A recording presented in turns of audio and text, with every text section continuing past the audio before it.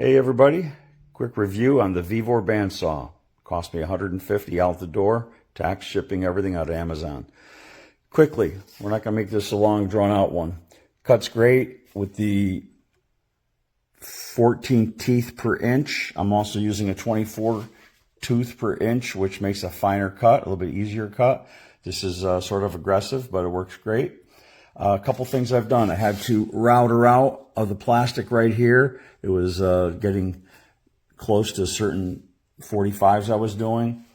Over here also, I had to, again, this was just doing the 45s. This was getting in the way, so I had to shave this piece down. So you might notice that. Quickly, I made up, these are the 3 screws to make this portable, to take this right off, to go freehand. I really wouldn't mess around with this bolt. That's just my opinion. Yeah, this will go right on the back of a screw gun. Bingo. I made this here. I'll probably Velcro it somewhere. And what else? Blades go on pretty easy. Screw here. Screw down there. Slides out, put the blade in. There's a tensioner right over here, guys. Okay, so you don't have to go hog wild with tightening this, by the way. Great LED light.